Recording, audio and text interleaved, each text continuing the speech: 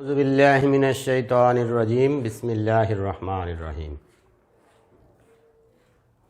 প্রিয় শিক্ষার্থীবৃন্দ, আসসালামু আলাইকুম ওয়া রাহমাতুল্লাহ। ইসলাম শিক্ষা ক্লাসে তোমাদের স্বাগতম। আজকে আমি তোমাদের প্রথম পত্রের ৪র্থ অধ্যায় থেকে আলোচনা করব। একাদশ এবং দ্বাদশ শ্রেণীর ছাত্রছাত্রী যারা আছো, তোমাদের সকলেরই এখান থেকে উপকৃত হতে পারবে তোমরা। তো আজকে আমি আলোচনার শিরোনাম করেছি ইসলামে আত্মীয় স্বজনের অধিকার, এবং যদি সময় পাই তাহলে প্রতিবেশীর অধিকার সম্পর্কেও কথা বলবো ইনশাল্লাহ। তো প্রথমে আত্মীয় বলতে আমরা কি বুঝি এই বিষয়টা আমরা আগে বোঝার চেষ্টা করি। বলা হয়েছে যে আত্মার সাথে সম্পর্ক যাদের আছে তারাই হলো আমাদের আত্মীয়, মনের টান, হৃদয়ের টান, তারাই হলো আত্মীয়।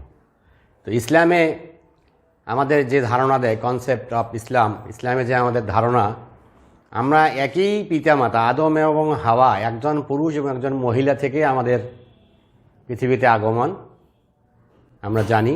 তো সেই হিসেবে সারা পৃথিবীর সব মানুষই আমরা একে অপরের আত্মীয়।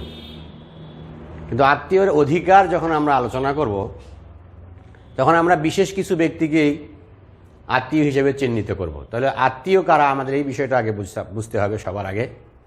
যদিও বলা হয়েছে যে আত্মার সাথে সম্পর্কিত প্রত্যেকেই আমাদের আত্মীয়, এরপরেও খুব যারা কাছের, যেমন এই আত্মীয়কে আবার দুই ভাগে বিভক্ত করা হয়েছে। একটা হলো রক্তের সম্পর্কে আত্মীয়, একটা হলো বৈবাহিক সম্পর্কে আত্মীয়। রক্ত সম্পর্কের আত্মীয় যেমন বাবা মা, ভাই বোন, চাচা চাচি, খালু খালা, ফুপু, এরা হলো রক্তের সম্পর্কের আত্মীয়। বৈবাহিক সূত্রে আত্মীয় হলো যেমন স্বামী স্ত্রী, শাশুড়ি, শ্যালক শ্যালিকা, এরা হলো আমাদের বৈবাহিক সূত্রে আত্মীয়। তো যেমন প্রতিবেশীর ক্ষেত্রে আমরা বুঝি, যদি গোটা বিশ্বটাকে আমরা একটা সমাজ মনে করি, তাহলে সারা পৃথিবীর সব মানুষ আমরা সবাই সবার প্রতিবেশী। কিন্তু আমরা প্রতিবেশীর, আমাদের রাসূলুল্লাহ সাল্লাল্লাহু আলাইহি সাল্লাম তিনি আমাদের প্রতিবেশীর একটা সীমানা রেখা নির্ধারণ করে দিয়েছেন, যে আমাদের বাড়ির আশেপাশে 40 বাড়ি পর্যন্ত আমাদের এরা হলো প্রতিবেশী। এদের অধিকারটাকেই ইসলাম, আমরা আজকে যা আলোচনা করব, এই প্রতিবেশী এবং আত্মীয়। তাহলে আত্মীয় বলতে রক্তের সম্পর্কিত এবং বৈবাহিক সূত্রে যারা আমাদের খুব কাছের, এদেরকে এই অধিকারগুলো দিতে হবে। এবং অনেক সময় আমরা যখন ভ্রমণ করি, সফর করি, কোথাও বেড়াতে যাই, আমার পাশে যে লোকটা বসে আছে ওয়েটিং রুমে, স্টেশনে, রেল স্টেশনে, বাস স্ট্যান্ডে বা বাসে বা ট্রেনে সাময়িক সময়ের জন্য আমার পাশে আছে, তিনিও আমার এক অর্থে প্রতিবেশী এবং আত্মীয়। তার সাথেও আমাদের একটা সৌজন্যবোধ বজায় রেখে চলতে হয় এবং একটা আত্মীয়তার মতো একটা আত্মার সাথে সম্পর্ক হয়েই যায়। তো আমাদের কাছে যারা বসবাস করে বা আমাদের রক্ত সম্পর্কিত এবং বৈবাহিক সূত্রে যারা আমাদের কাছের মানুষ, যাদেরকে সবসময় আমাদের তাদের কাছে যেতে হয়, তারা আমাদের কাছে আসে, ইসলাম এদের জন্য আমাদের কিছু দায়িত্ব কর্তব্য আমাদের জন্য নির্ধারণ করে দিয়েছে এবং তাদের কিছু হক বা অধিকার আমাদের নির্ধারণ করা হয়েছে। আল্লাহ রাব্বুল আলামিন ছোট্ট একটি সূরার মধ্যে আমাদেরকে বলেছেন যে মানুষ ক্ষতিগ্রস্ত হবে তারা ব্যতীত যারা ঈমানদার এবং সৎকর্মশীল, এবং যারা মানুষকে হকের উপদেশ দেয় এবং ধৈর্য ধারণের উপদেশ দেয়। এখানে যে হক শব্দটা আছে, এই হক শব্দের অর্থ হলো অধিকার। আজকে মানবাধিকার বলা হয়। ইসলাম মানবাধিকারের ব্যাপারে আমাদের যথেষ্ট গুরুত্ব আরোপ করেছেন মহান রাব্বুল আলামিন। কিন্তু আসলে আমরা আরবি ভাষাটাকে, আমরা বাঙালি মানুষ, বাংলা ভাষায় আমরা কথা বলি, আরবি ভাষাটাকে সেভাবে আমরা অনেকে বুঝতে পারি না। এই জন্য আমরা মনে করি ইসলামে মানুষের অধিকার বা মানবাধিকার সম্পর্কে বোধহয় কিছু বলা নাই, অনেকে মনে করে থাকে। ইসলাম মানবাধিকারের প্রতি সর্বোচ্চ গুরুত্ব দিয়েছেন। এবং ইসলামের যে মৌলিক দুইটা দিক, একটা হলো হকুল্লাহ আর একটা হলো হকুল এবাদ। আল্লাহর হক এবং আল্লাহর সৃষ্টি জগৎ বান্দার হক, সৃষ্টি জগতে আল্লাহর বান্দাদের হক। আমরা পৃথিবীতে এক মানুষ আর এক মানুষের প্রতি দায়িত্ব পালন আমাদের করতে হবে, তাহলে আমাদের সমাজ সুন্দর হবে। তো আমরা সামাজিক অধ্যায় পড়াচ্ছি, তারই একটা বিষয় হলো যে আত্মীয় স্বজন এবং প্রতিবেশী নিয়েই আমাদের সমাজ। তো প্রিয় শিক্ষার্থীবৃন্দ, চলো এবার আমরা জেনে নেই যে আমাদের আত্মীয় স্বজন এবং প্রতিবেশীদের কী কী অধিকার রয়েছে। প্রতিবেশী এবং আত্মীয়দের অধিকারগুলো প্রায় একই রকমের, সামান্য কিছু হয়তো পার্থক্য আছে। তো প্রায় একই রকমের, একটা জানলে আরেকটা আমরা বুঝতে পারবো, আর একটা আমরা লিখতে পারবো। তো আমরা যদি এখন একে একে পয়েন্ট ভিত্তিক যদি আমরা আলোচনা করি, খুব সংক্ষিপ্তভাবে আলোচনা ইনশাল্লাহ আমি শেষ করার চেষ্টা করব। 1 নম্বর হলো অধিকার আদায় করা। আত্মীয় স্বজনের যে অধিকারগুলো দিয়েছেন, এটা শুধু স্বীকার করলে হবে না, আত্মীয় স্বজনের অধিকারগুলো তাদেরকে যথাযথভাবে দিয়ে দিতে হবে। এবং আত্মীয় স্বজনের কতগুলো মৌলিক অধিকার, ফান্ডামেন্টাল রাইটস, আল্লাহ রাব্বুল আলামিন তার নবীর মাধ্যমে সেগুলো সুনির্দিষ্ট করে দিয়েছেন। পবিত্র কোরআনে বলা হয় যে ওয়াতিজাল কুরবা হাক্কাহু, তোমরা তোমাদের নিকটতম যারা আছে, আত্মীয় হোক আর প্রতিবেশী হোক, তাদের অধিকারটা তাদেরকে দিয়ে তোমরা দেবে। এটা হলো আল্লাহর নির্দেশ। আর আল্লাহর নির্দেশটা হলো ফরজ, অবশ্যই মানতে হবে। ফরজকে কেউ যদি অস্বীকার করে তাহলে তার ঈমান থাকবে না। যেমন সালাদকে কেউ যদি অস্বীকার করে, সাওমকে অস্বীকার করে, রোজাকে, হজকে, তাহলে তার ঈমান থাকবে না। স্বীকার করতে হবে। তাহলে আমাদের আত্মীয় এবং প্রতিবেশীর এই অধিকারগুলোকে আমাদের স্বীকার করতে হবে। মানার মধ্যে যদি ত্রুটি হয়ে যায়, আমরা আল্লাহর কাছে মাপ চাইব, কিন্তু এই অধিকারগুলোকে স্বীকার করতে হবে, অস্বীকার করা যাবে না। সমাজে প্রতিবেশী এবং আত্মীয় স্বজনের যার যে অধিকারটা আছে, সেই অধিকারটা অবশ্যই অবশ্যই আমাদেরকে দিতে হবে, তা নাহলে পরকালে আমরা ক্ষতিগ্রস্ত হব। সূরা আসরের মধ্যেও আমরা এটা বুঝতে পারতেছি। এবং আল্লাহ পাক স্পষ্ট করে বলেছেন ও আতিজাল কুরবা হাক্কাহু, তোমাদের যারা কাছের মানুষ, আত্মীয় স্বজন বা প্রতিবেশী, তাদের অধিকারগুলো তাদেরকে দিয়ে দিতে হবে। সম্পর্ক রক্ষা করা, 2 নম্বর বলবো, সম্পর্ক রক্ষা করা। আল্লাহর নবী বলেছেন লা ইয়াদখুলুল জান্নাতা কাতিউর রেহেম, আত্মীয়তার সম্পর্ক বিনষ্টকারী জান্নাতে প্রবেশ করবে না। কত বড় কথা! একটা লোক যতই ভালো পরহেজগার মানুষ হোক না কেন, আল্লাহর ইবাদত বন্দেগী যতই করুক না কেন, সে যদি আত্মীয় বা প্রতিবেশীর সাথে সম্পর্ক ছিন্ন করে, তাহলে সে ব্যক্তিটা জান্নাতে যেতে পারবে না।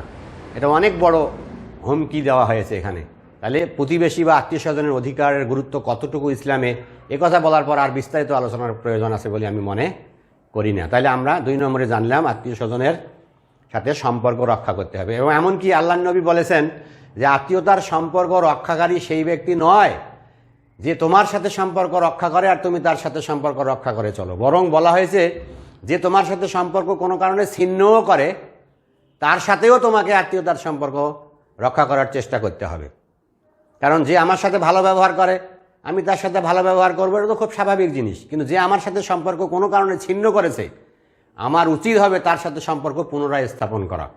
কারণ এক প্রতিবেশী আর এক প্রতিবেশীর সাথে সম্পর্ক ছিন্ন করা যাবে না, এক আত্মীয় আর এক আত্মীয়ের সাথে সম্পর্ক ছিন্ন করা বৈধ নয়। এবং বলা হয়েছে যে মানুষে মানুষে যদি কখনো কখনো দ্বন্দ্ব হয়, ফাসাদ হয়, ঝগড়া হয়, তাহলে 3 দিনের মধ্যে অবশ্যই মীমাংসা করে নিতে হবে। 3 দিনের মধ্যে যদি কেউ মীমাংসার উদ্যোগ না গ্রহণ করে আর এই অবস্থায় যদি তার মৃত্যু হয়, তাহলে সে পরকালে ক্ষতিগ্রস্ত হবে। আত্মীয়তার সম্পর্ক ছিন্ন হয়ে গেলে সম্পর্ক আমাদেরকে পুনরায় স্থাপন করার জন্য উদ্যোগী নিতে হবে। সেই ক্ষেত্রে নিয়ম হলো আত্মীয় বা প্রতিবেশীর কাছে আমরা যাব এবং তাকে সালাম দেব। সে যদি আমার সালামের জবাব না দেয়, তাহলে আমি দায়মুক্ত হয়ে যাব, কারণ আমি সম্পর্ক স্থাপনের জন্য গিয়েছি, সে আমাকে সাড়া দেয়নি। আমি পরে বারবার আবার চেষ্টা করব, এভাবে আমি উদ্যোগ গ্রহণ করতে পারি। আর যাকে সালাম দিলাম তারও দায়িত্ব হলো সালামের জবাব দেওয়া। আর যখনই আমি একজন সালাম দিবে আর একজন সালামের জবাব দেবে, তখন তাদের মধ্যে পুনরায় সম্পর্ক আবার স্থাপিত হবে। যাই হোক, আত্মীয়তার সম্পর্ক রক্ষা করা, আত্মীয়ের সাথে সদাচরণ করা। আল্লাহ পাক কোরআনের মধ্যে বলেছেন ওয়াবিল ওয়ালিদাইনি ইহসানা ওয়াবিজিল কুরবা, ইহসান করো, উত্তম আচরণ করো পিতামাতার সাথে, এবং যারা তোমার আত্মীয় বা প্রতিবেশী, কাছের মানুষ, এদের সাথেও ইহসান করতে হবে, উত্তম আচরণ করতে হবে। আল্লাহ পাক কোরআনের মধ্যে বলেছেন তোমরা আল্লাহর ইবাদত করো, তার সাথে কাউকে শরিক করিও না। তারপরে বলেছেন পিতামাতার সাথে সদাচরণ করো, এবং তারপরেই বলেছেন যে যারা তোমার আত্মীয় স্বজন, যারা তোমার প্রতিবেশী, ফকির, মিসকিন, অভাবী, দরিদ্র, এদের সাথেও উত্তম আচরণ করতে হবে, সর্বোত্তম আচরণ করতে হবে। তারপরে বলা যায় দান করা।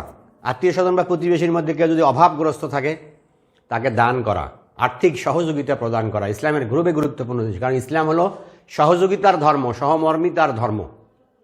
আল্লাহর নবী বলেছেন যে ব্যক্তি পেট পুরে আহার করে, তৃপ্তি সহকারে রাতে পেট পুরে আহার করে রাত অতিবাহিত করলো, আর তার বাড়ির পাশে তার প্রতিবেশী বা আত্মীয় যদি অনাহারে থাকে, অভুক্ত থাকে, রাত কাটায়, তাহলে ওই ব্যক্তি মুমিন নয়, মুসলমান নয়। কত বড় কথা! তার মানে একটা মানুষের মৌলিক চাহিদাগুলোর দায়িত্ব সমাজকে নিতে হবে, একটা মানুষের মৌলিক চাহিদাগুলোর দায়িত্ব রাষ্ট্রকে নিতে হবে।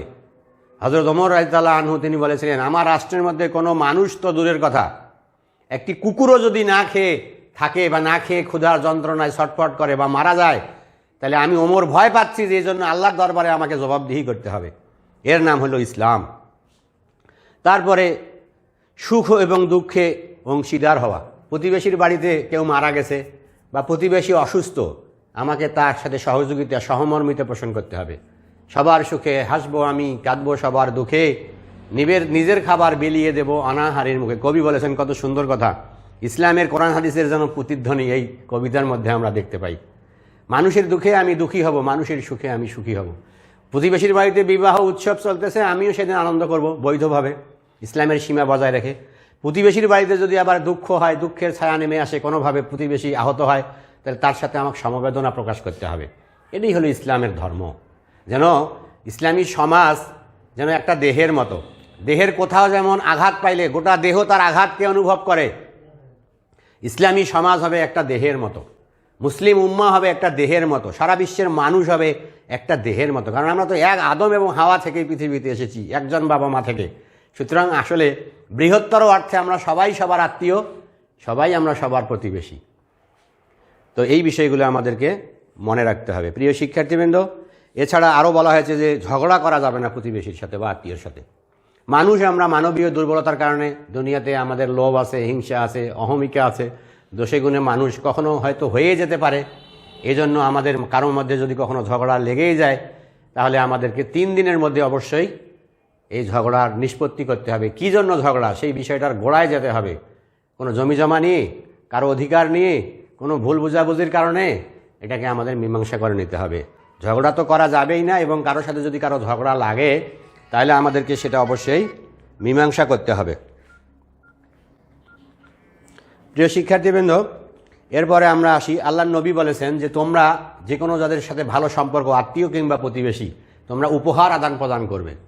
কারণ কাছের সম্পর্ক যারা আত্মীয় বা প্রতিবেশী, তাদেরকে উপহার দিলে হয় কি ভালোবাসা বৃদ্ধি পায়। আল্লাহর নবী কত সুন্দর চমৎকারভাবে আমাদেরকে সম্পর্ক উন্নয়নের জন্য সুন্দর সুন্দর শিক্ষা দিয়েছেন যে তোমার প্রতিবেশীর বাড়িতে যদি তোমার তুমি ভালো মন্দ কিছু রান্না করো, প্রতিবেশীর বাড়িতে দিয়ে একটু খোঁজ খবর নেবে।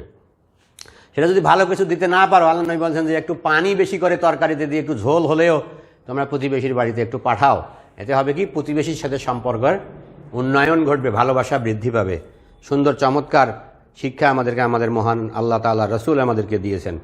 উপহার দেওয়া, সহযোগিতা করা, প্রতিবেশীর মধ্যে আমরা একে অপরকে সহযোগিতা করব। যে কোনো প্রয়োজনে প্রতিবেশী যে কাজটা একা করতে পারছে না, আমাকে তাকে বুদ্ধি দিয়ে পরামর্শ দিয়ে আমাদেরকে সহযোগিতা করতে হবে। তারপরে আমাদের প্রতিবেশীর সাথে আমাদের বিভিন্নভাবে সহযোগিতা তো করতেই হবে, এবং আমাদের যারা আত্মীয়, বিশেষ করে আত্মীয়দের মধ্যে যার যতটুকু অধিকার আছে, যেমন বাবা মারা গেলে বাবার সম্পত্তিতে ভাই ছেলে যেমন অংশ পাবে, মেয়েও অংশ পাবে। আল্লাহ পাক কোরআনে বলেছেন লির রিজালি নাসিবু মিম্মা তাসাওয়া ওয়ালিন নিসাই নাসিবু মিম্মা তাসাবনা, মানে পুরুষের অংশ রয়েছে, তার তার পূর্বের তাদের যা কিছু রেখে যায়, মৃত ব্যক্তিরা যা কিছু পৃথিবীতে সম্পদ রেখে যায়, সেখানে পুরুষেরও যেমন অধিকার রয়েছে, নারীরও তেমন অধিকার রয়েছে। তো আমরা আমাদের যে উত্তরাধিকার আইন আছে, ইসলামের চমৎকার একটি উত্তরাধিকার আইন আছে, আমরা সেই আইনগুলোর দিকেও লক্ষ্য রাখবো, এবং আল্লাহ পাক সুন্দরভাবে আমাদেরকে সুষম বন্টনের ব্যবস্থা করেছেন, সেই বিষয়গুলো আমাদের করতে হবে। তারপরে প্রতিবেশীর ক্ষেত্রে যেমন বিশেষভাবে বলা হয়েছে যে নিরাপত্তা প্রদান করা। প্রতিবেশীর কোনো দিক থেকে তার জান এবং মাল সম্পদ তার নিরাপত্তা দিতে হবে। তারপরে প্রতিবেশী যদি অসুস্থ হয়ে যায়, তার সেবা করারও দায়িত্ব আল্লাহ রাসূল দিয়েছেন। তারপরে প্রতিবেশী যদি ইন্তেকাল করে বা আত্মীয় যদি মারা যায়, তার জানাজা বা দাফন কাফনে আমাদের উপস্থিত হতে হবে, শোক এবং সমবেদনা জ্ঞাপন করতে হবে, এবং তার জন্য দোয়া করতে হবে আল্লাহর কাছে তার মাগফিরাতের জন্য। তো এইভাবে আমরা যদি চিন্তা ভাবনা করি, তাহলে আমাদের সমাজ সুন্দর হবে, আত্মীয়তার সম্পর্ক অটুট থাকবে, আমরা দুনিয়াতে শান্তিতে বসবাস করতে পারবো, এবং পরকালে আমরা মহান আল্লাহ তাআলার সন্তুষ্টি এবং জান্নাতের অধিকারী হতে পারবো। আল্লাহ পাক আমাদের সবাইকে আত্মীয় এবং প্রতিবেশীর হক আদায় করার তৌফিক দান করুক, আমরা বলি আল্লাহুম্মা আমিন। শিক্ষার্থীবৃন্দ, তোমরা আমাদের মেসেঞ্জার ক্লাসগুলো ভালোভাবে করবে এবং ভিডিও ক্লাসগুলো দেখবে, এবং বাড়িতে তোমরা অধ্যয়ন করবে। এভাবে কতদিন যে এই করোনা পরিস্থিতি থাকে আমরা কেউ জানি না, এর মধ্য দিয়ে আমাদের থেমে থাকলে চলবে না, সব কিছু চলছে এখন, আমাদের শিক্ষা ব্যবস্থাকে এভাবে চালিয়ে যেতে হবে। তো আজ এখানেই তোমাদের সবাইকে আমি ধন্যবাদ জানাচ্ছি। আল্লাহ হাফেজ। আসসালামু আলাইকুম ওয়া রাহমাতুল্লাহ।